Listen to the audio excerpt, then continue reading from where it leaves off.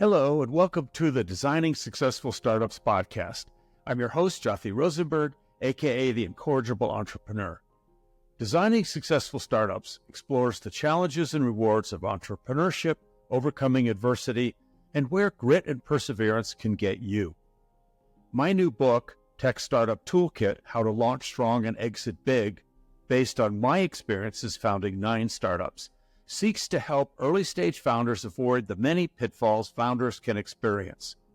This podcast adds to that, the stories of many fascinating founders who are my guests. You can see all of the episodes of this podcast on my website, jyothirosenberg.com. Also, please follow and rate us at podchaser.com, Designing Successful Startups. Now, let me introduce today's guest, Dr. Suvojit Ghosh. Dr. Jit Ghosh, or just Jit, is the founder of FYELABS, the first product development firm purpose-built for startups and founders.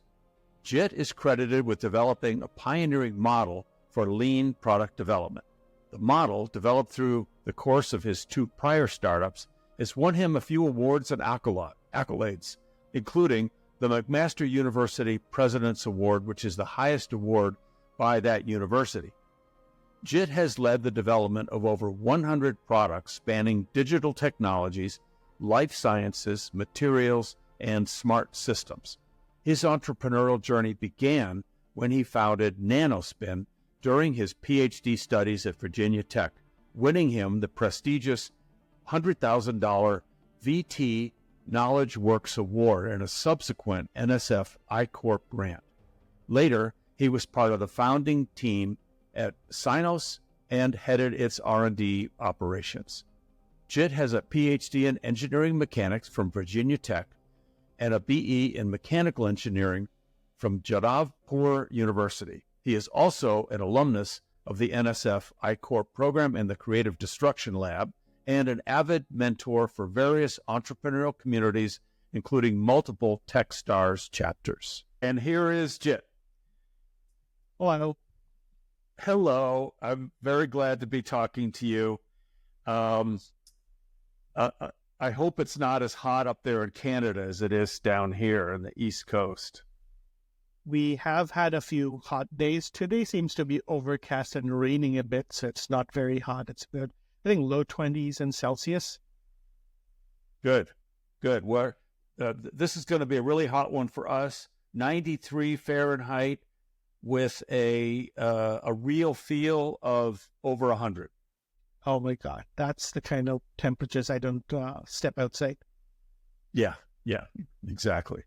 Well, speaking of stepping outside, I always like to start with, where are you originally from and where do you live now? So I was born in a city called Calcutta, which is now called Kolkata in India. And that was a long time ago, as you can probably tell from my gray hair. And now I live in a town called Hamilton, Ontario. It's right at the western tip of Lake Ontario, 45 minutes from Toronto. Okay. Well, where you're originally from, I think, is a pretty hot place. It is a very hot and humid place, but it has gotten a lot hotter since I left, from what I see. Oh. How often do you get back? Not a lot. I don't really have much family there anymore, but I would say once every 5 years or so, on an average. I wish I could go back more. Yeah, it's a heck of a long trip. Yeah. All right, so let's talk about the labs that you started, called FYELABS. Yep. So tell us why you started it, and in the process, of course, you'll tell us, what it does. Yep.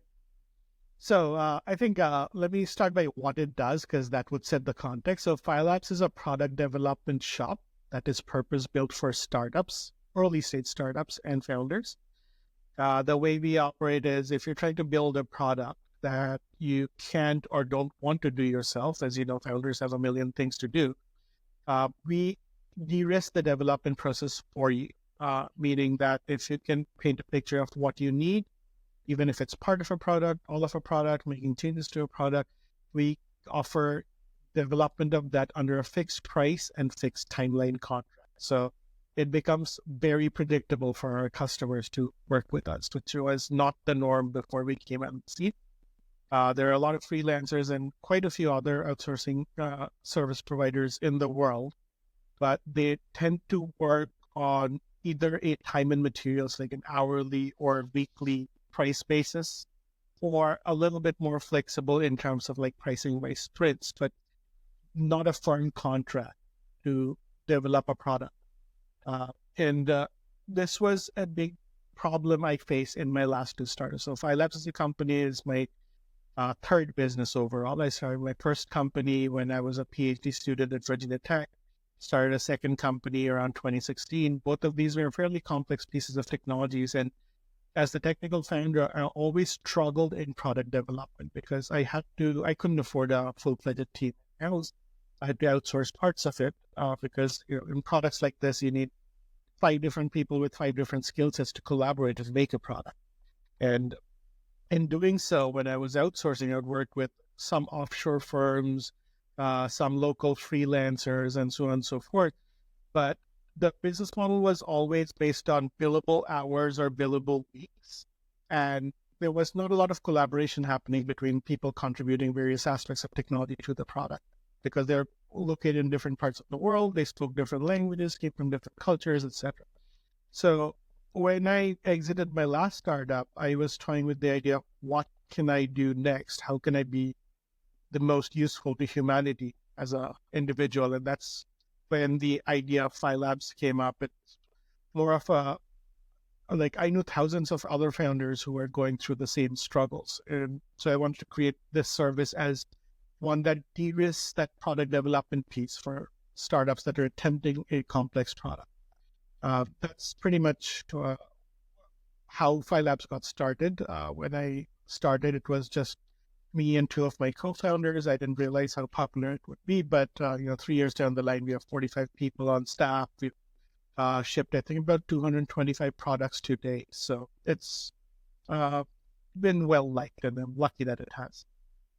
So I have a couple of follow-up questions. First one is, how do you the next product that comes along, the next startup that comes along, is very likely not making something that you've had experience with before. So how do you come up with a firm fixed price and timeline without either taking a huge amount of risk or kind of having to pad the price and the schedule to make sure you can execute it? So any startup that's coming up with a product, yes, there is a chance it has never been done before, but it's almost always built with things being broadly being like pieces of technology that have been used before. So take an example of this phone that I have in my hand right now. This is a Samsung Galaxy something. This was, when it was launched, was the first time I'm sure certain technologies were used in a phone. But this essentially uses a printed circuit board with several chips on them, software in the form of Android operating system, million other apps, enclosure, glass, etc. So you can break it down to technologies that are well understood. That's what we do up front. We take a challenge in the form of like an ultimate product, break it down into what needs to go in and how they need to work together to reach that end game. Once we've been able to do that, we have a very diversified team. They can figure out how to get each one of those elements to where they need to be. Now, that being said, it's not 100% accurate. It's not an exact science. It's still a little bit of an art. And we often take on projects where there is a little bit of a risk. But why we like the way we can offer to do that with a fixed price is because the risk is hedged across about 15 to 20 projects that we do in parallel. So we are more comfortable taking risks than what you would do if you were working on only one project. And I know how startups, I know how startups work, and there is a really good chance after they've settled everything with you that a month later they think of something they forgot to, or they're still out talking to customers and they learned about something they come to you and they say, Chip, we've got to add this one feature in. What do you do then? This happens more often than not. But usually we always do, like if it's a sufficiently small enough addition or modification, we just do it by making a small amendment to the contract. If it's large enough, we would do an addendum to the contract to add another additional contract for like a fixed price for that.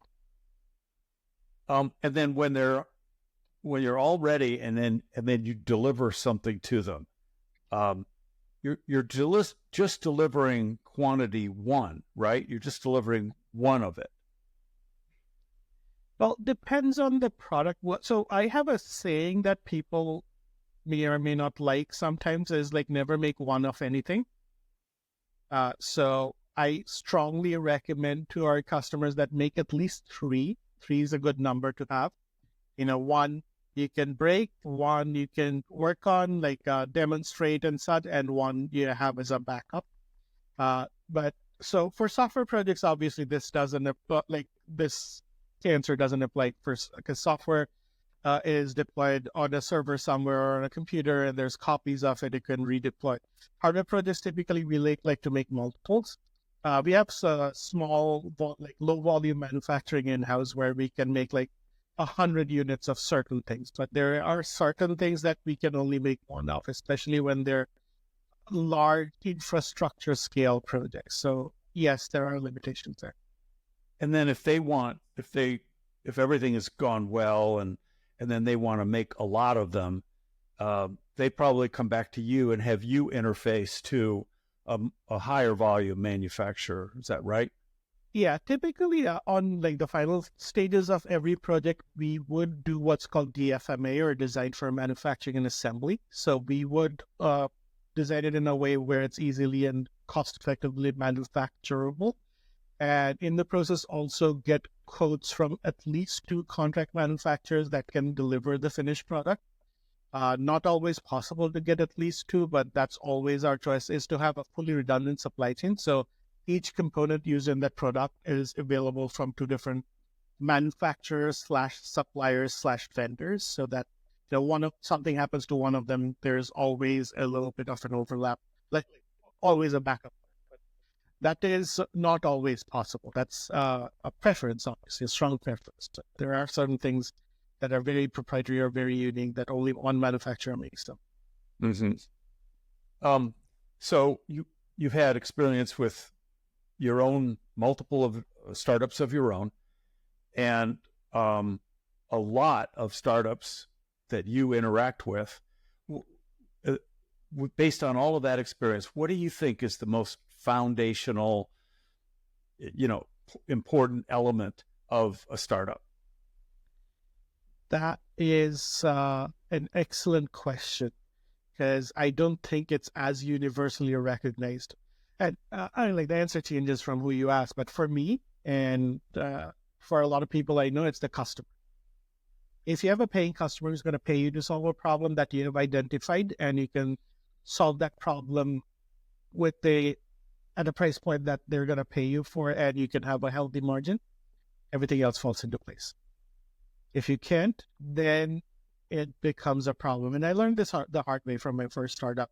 It was a liquid cooling system for high performance servers, and I spent a lot more energy and agony into figuring out who would want our product than into developing the product. Well, so do you actually ever get into a situation where you're, asking the founder that's coming to you and considering having you build a product, this is relative to your comment about customer, which I agree with, but not all customers are the same. So like, do they have a lighthouse customer? Are they working with someone that they know really wants this and is going to help them turn it into a minimum viable product? Or are they further along and they think they've got product market fit proven? You're going to be dealing with people that are always right in this early stage of, is it a prototype? Do they have a lighthouse customer, product market fit? All of these are going to be concepts that are swirling around, and for you to sort of nudge them in the right direction would be great, because you're in a perfect position to do so. Yeah, we do that a lot. So, one of the things we always ask our customers when we start a project for them is sufficient detail on who the end user, like who their customers are. Because we're in the business of developing products, not engineering. And there's a subtle difference between the two. Engineering is where you solve a problem that's well specified. Product is a problem that's defined more in real world terms than specifications. So although our customers communicate to us to a certain extent, that's what the specifications are, we always emphasize on understanding the real world context of the product. Because there's things that our customers often miss that could be a good feature, or there are more often than not, customers trying to build a feature that they don't probably need, and it's gonna be a way overkill. And we know that all of our customers are very cost sensitive because they're in the early days. They have maybe raised like a few $1 million. Maybe they have a little bit of revenue, but they're not. They don't have a 10-digit bank balance. Let's put it that way. Right. So we always, in the course of that, we figure out who the end user is, and we make recommendations as to, like, if you're building this and you haven't quite figured out who your customer is, why don't we, instead of fully building it, let's just do a proof of concept that you can now go showcase to a few prospects, which would cost you like a tenth of what you were about to spend. And because that way, when they do that and they come back to us with the feedback, we can actually build a more robust product for them that would sell, which in turn for us is repeat business. Because like then the company succeeds and they keep coming back to us. You're in a perfect position to give really sage advice to these startup founders. Yeah. In the work you do, the term ultra lean product development is used. What does that mean? What do you mean by it? So ultra lean is a component of a couple different things. So number one is what I was just describing to you, which is like build only the bare bones of what's required to go to market or test out the concept, nothing more. Number two is use as much open source software or algorithms or as much off-the-shelf components as possible. There's no point in reinventing the wheel. Number three is use as much open source knowledge as possible that's available. Like instead of trying to reinvent knowledge, we often look at like, for online forums or like dig into experience gained from other projects, which we're in a very good position to do because like we do so many other projects. Assimilate all that knowledge into the team that's about to start building a project. So these three together, it kind of make your product development lower cost, basically to the extent that it can't be done any lower cost than that, because a startup coming to us, they're in a risky situation. They haven't yet proven their market exhaustively because they don't have a product yet. Their product, like they might have a lot of data that evidences that if they launch the product, it would succeed, but they haven't done it yet. And unless you actually sell a product and revenue is kind of like the only source of, only way to validate a product, if you know what I mean. Mm-hmm. Anything before that is, to a certain extent, a hypothesis. So another thing that you could give good advice on, I think, but I'm asking that this is a question, is if their product is actually as innovative as they think it is. Because you've seen a lot of things, and you may say, well, you can't obviously tell them that you've seen something just like this and you built it for somebody like 3 months ago. But, has that situation occurred where you think, oh, this is kind of a copycat with a copycat idea? And I love that, because like the way we engage with customers and the way we procure leads, we kind of identify customers that are a little bit more mature, but that doesn't mean that we have never seen this. So it does happen. So not more. So there's two categories. One is like not exactly the copycat, but not necessarily as innovative or impactful as the founder might be thinking about. And so our product managers are like the frontline facing people are trained to ask very difficult questions, knowing full well that like it might upset the customer, but building a product in the startup world, you can't afford to just be a yes man. You have to ask the difficult questions, because otherwise the company themselves going to fail. There's not going to be enough funding for that, etc. So we do that a fair bit, like ask a difficult question. Why are you doing it this way? Why does this feature have to be there? And the second category of customer, like prospects that we deal with sometimes, very rarely, thankfully, but they would have ideas that are not feasible within the current realm of science and technology available. And so those are the situations where we have to, unfortunately, tell them the bad news, like, hey, we can't build this. This is, like, if we could, it would be making science fiction happen in some way.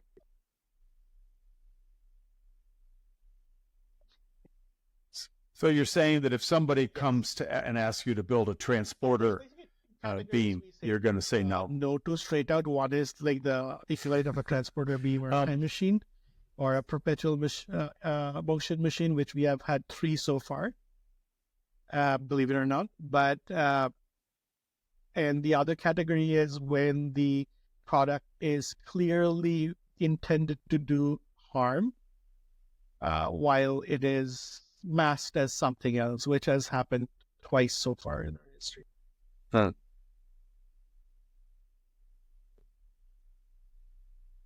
Oh, that's unfortunate.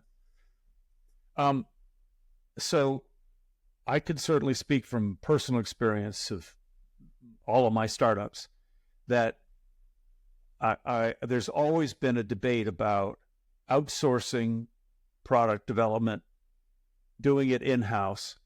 And one of the reasons that I have always tended to do it in-house is because I'm trying to build the expertise around this product. And if it's hardware based, I'm almost for sure interested in making sure it's all patentable. And so you must get in the middle of that. And I wonder what your thoughts about outsourcing, like to you guys and doing it in-house. I ended up writing an article about this last Christmas while I was vacationing in Mexico, on my way to Mexico with my family, because people have been asking me all about this, and I believe it got published somewhere too. I think it was at the Startup Boston's blogs that they published it, because like I was talking to someone there at the time and they found this to be useful. But when you look at like as a founder, as you're building out your business, you look at the individual functions that you need, and you have to decide what to outsource, what not to outsource. And I think there is like like a rule of thumb is if this process needs to be repeated over and over and over and over and over and over, I'd want to do it in-house. If it's something that I need to do only once, I'd rather outsource. There's a few other nuances to it. Like if it's fractional, it's better to outsource, et cetera, et cetera. But I think I did a half decent job of like formulating a few rules to figure out what to outsource and what not to outsource. Now, let's examine product development in the lens of what I just said. Like, so when you're developing your product, initially there's a lot of heavy lifting to bring an idea into life.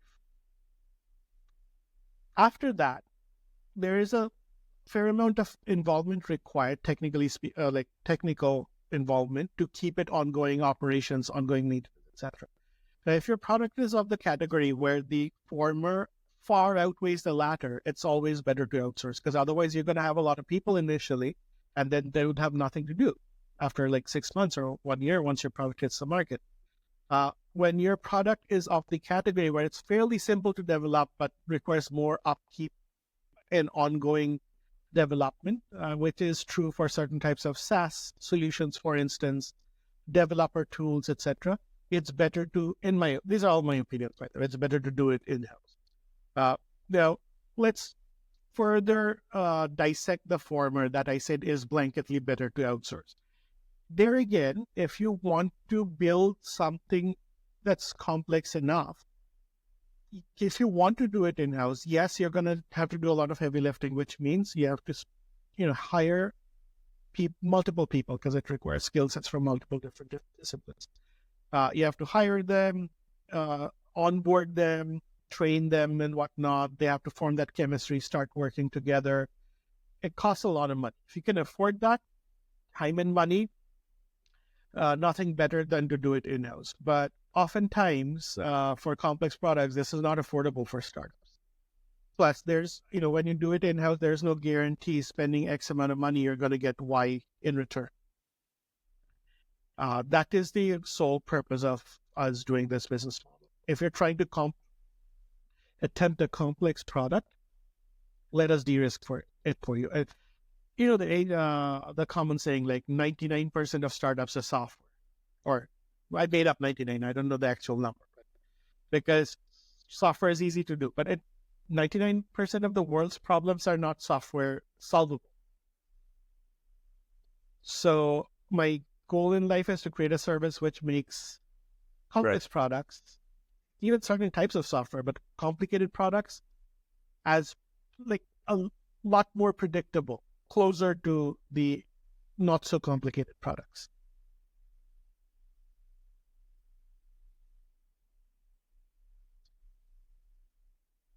So do your contracts make it clear that everything that you do for that customer on that contract is completely 100% their property? Sure. And then if it turns out that in the process you did something very innovative, and they after the fact decide we're going to file a patent on it, do you have any involvement in that patent, or do you just assign the invention over to them? Because a lot. You guys might be the inventor. Are patentable and are being patented by our customers. So, per patent law, the individuals from our team who contributed as inventors, they have to be named on the patent. So they're named on the patent, but the patent is assigned to the customer.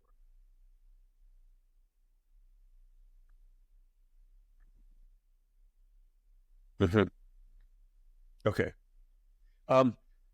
Okay, so you see lots of stuff. What kind of products are personally... It's a loaded question, isn't it? Your favorite, most interesting to you? The easy ones for me, like the top ones, are always the one that benefit the human condition, whether it be like medical devices, healthcare, or things that, like, we did a product that monitors people with who are unfortunately suffering from substance abuse issues, and monitors for overdose. You know how, like, you might be walking down the street and, like, any major North American cities these days, and if you see someone on the sidewalk, you tend to ignore and walk on, assuming they have overdosed, or like they have used some thing and sleeping it off. But there is a category where it could be an individual who has overdosed and is at risk of passing away. So we designed for one of our customers who identified this as a problem. So it's to their credit. But we designed a system that is a very cost-effective, wearable smartwatch that has an alarming function to monitor when an individual is at risk of death, and it would alert authorities. So, this was done in a very limited control, like a pilot trial over the last few weeks, and we have already saved 2 lives, which just makes me feel very, I think I've been able to be actually impactful in this world. This is just one example. There's quite a few others that we have done that are, sorry. That company's going to get bought by Apple for their Apple Watch. Alternative. The Apple Watch has enough sensors to do what this one does. But because these watches have to be given out by nonprofit groups or municipalities at low cost to individuals, they have to be manufactured at a cost point that's like, I can tell you exactly what dollar amount, but like something you wouldn't even think twice about.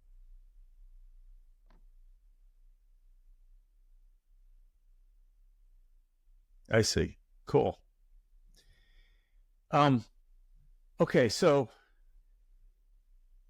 given the work you've done, it would not surprise me if, or I guess I would have to just say, I assume that you, like every other startup founder I've ever talked to, has a lot of grit.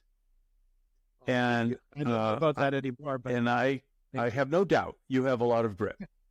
But I would like to. Okay. Well, let's just say that my assumption is probably correct. I don't know. Where do you think it comes from for you? And I don't know. Yeah, I can imagine, because like I get that answer a lot, actually. I had a lot more grit when I was younger, started my first company, and I think it's exponentially fading as I get older. But like I have no idea where it came from. Like, so the first company I started, it was ridiculous what I did, but I did it anyway. I guess I didn't know any better, but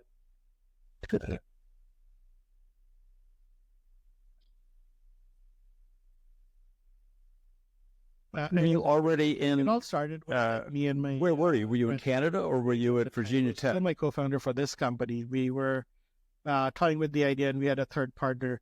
We were toying with the idea. It was a pitch competition. We just put a pitch deck together. This was like 2011, I believe, a long time ago, when pitch competitions weren't as common, and we ended up winning first prize, which was $100,000. I went into grad school thinking I was gonna go into academia, which is what both my parents are. Like, they're both academics. And so, but having won this was an aha moment. It's like, hey, I came into academia because I wanted to do research and advance human knowledge, but if I become an entrepreneur, I can actually have way more impact on the world. So let's have a startup. And I also have a couple bucks now that I can use to do this. Did I know what I was doing? No. I did it anyway.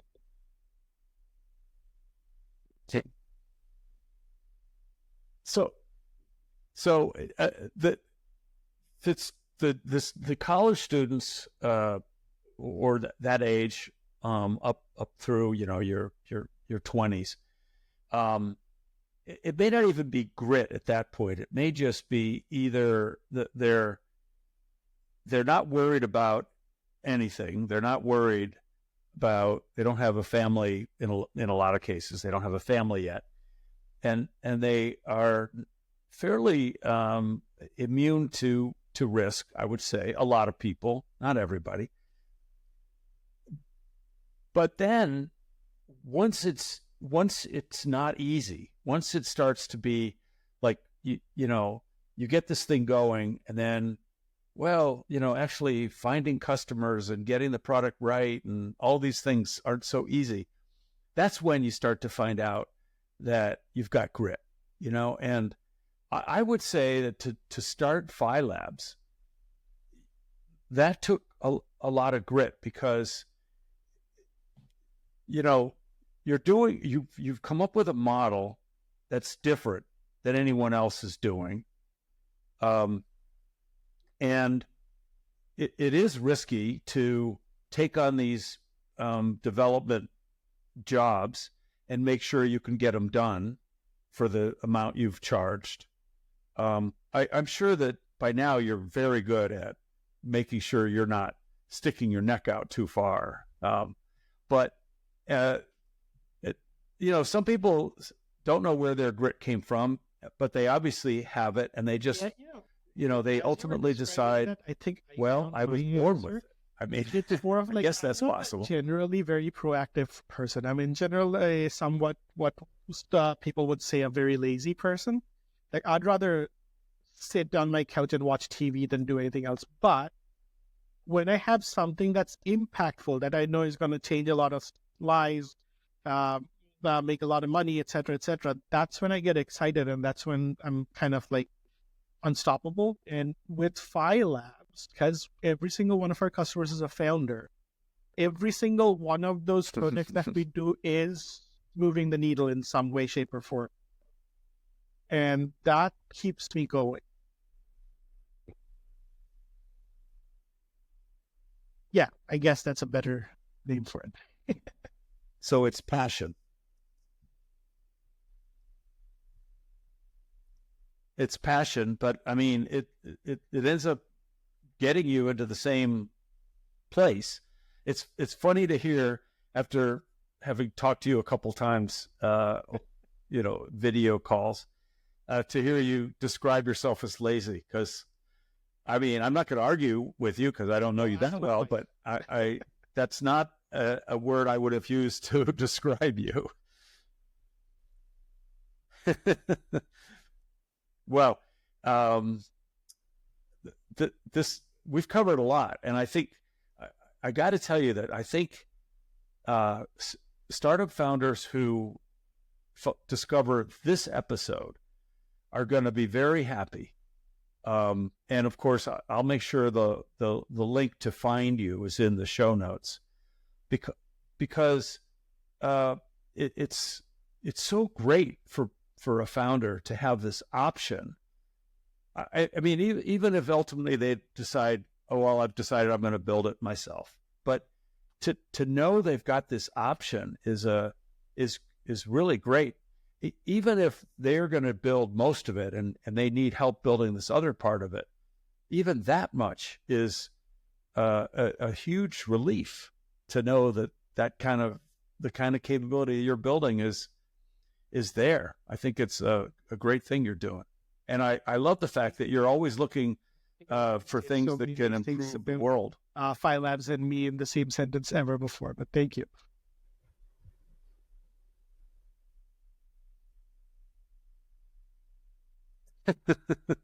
Well, I'm happy to do that in such a public way. Thank you for having me. This was a pleasure. But thank you for being on this episode. I really appreciate it. A founder that's watching this, if you're attempting if you're attempting something impactful and that involves complex technologies, and you want just someone to brainstorm with, I love doing that. I volunteer a lot of my time doing that as well. There's mentors through Techstars, mentors through a local accelerator down in our building here called the Forge.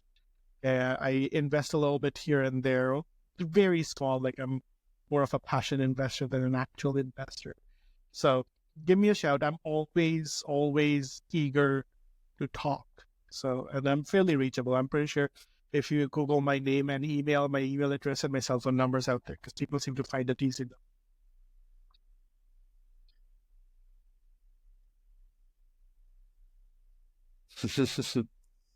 Okay, well, thanks again. That's going to be a wrap for today. Thanks for tuning in to this week's episode of Designing Successful Startups podcast. Remember to share and like us on your social media channels and check out the show notes for additional resources and links. I'm Jyoti Rosenberg saying, hasta la vista.